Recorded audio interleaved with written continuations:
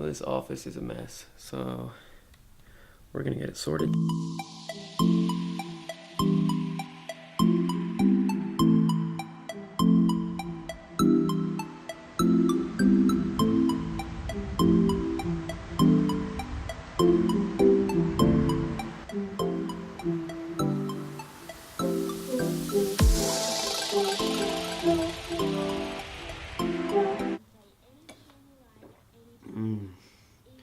Coffee. Oh, hey, Bugs, come here.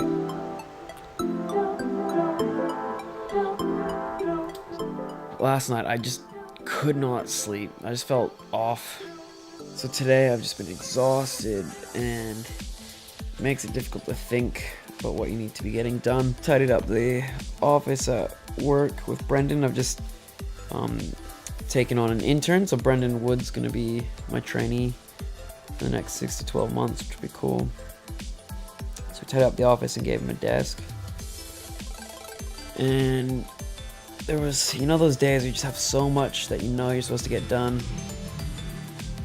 Got a long list of things, but I cannot think at the moment. Like, my brain is just not on.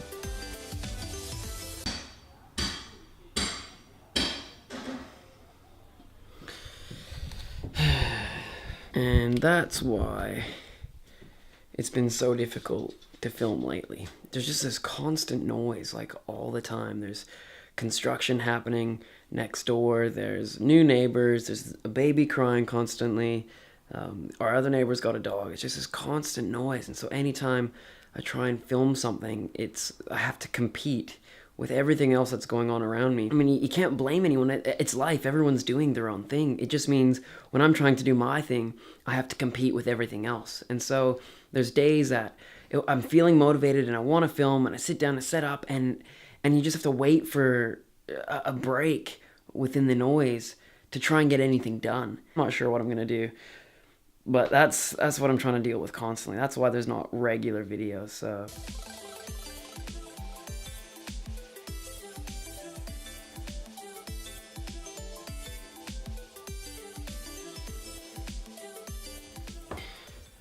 I just finished sharing at Heritage. I shared with the high school students over lunchtime, and it was so good to be a part of that. It was so good to share with them and see how they're growing and being built up in their faith. And I just shared with them the importance of stepping out from the crowd and letting your voice be heard. That you're not willing to just go through the typical what's expected and what the social norm is, and just trying to fit in and be accepted, but be willing to stand up for what you believe in. That if you're passionate about something and you believe strongly in something, that you don't just conform, but you stand up and speak out. And when we do this, that we have the ability to change the world. And I shared how every person who has changed the world in a powerful way was willing to stand up for what they believe in. And so we looked at Martin Luther King Jr. and Rosa Parks and their willingness to just stand up. They weren't anyone extra special. They weren't, you don't need to have this position of fame or anything to change the world. You just need to be someone who is committed to the cause. You just need to be someone who is willing to stand up and let their voice be heard. And because they did this, they shaped and changed the world, that they were not content with the way the culture was. They weren't happy just conforming to the expectation of whatever the societal norm was. I would rather be shunned and rejected for standing up for what I believe in than being loved and accepted by people but having to lie to myself. What is the point of being accepted by a group if you have to lie to yourself and keep your beliefs to yourself for fear of offending someone? I don't want to live like that. I don't want to be a part of a culture, a society that just condemns anyone who speaks up for what they believe in. Whether it be religion, politics, money, anything.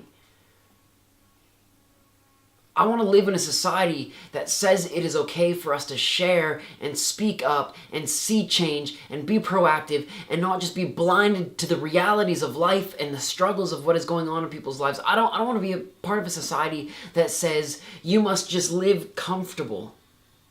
You must do what we say, think what we think, because if you don't, if you choose to stand up for what you believe in, you will be shunned and rejected. I don't want to be a part of a society like that. I want to see the world change. I want to see a generation of world changers, people standing up and having a voice and seeing a positive impact upon our world. That's what I want to see. And so it's so exciting to be a part of, this group at Heritage, to go and share with them and see that they have a fire within them. They have the ability right now to shape our culture. They have the ability to change the world right now through their words and their actions by standing up for what they believe in. And it excites me to be a part of that, to help them grow and encourage them to speak up. Part of what I was sharing is the importance of drowning out the noise and not caring so much about what others are thinking about you. It's so easy to just get distracted and focused on all this noise. It's so important to be able to drown out that noise and find a sense of peace in the midst of chaos so that you can have clarity.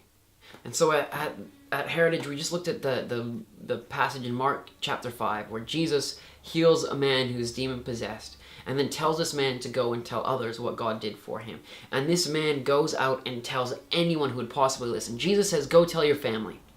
This man goes so far above and beyond that. He doesn't just go tell his family. He goes to the Decapolis, the 10 cities of that region, and tells anyone who would possibly listen to him. And he tells them that Jesus has set him free.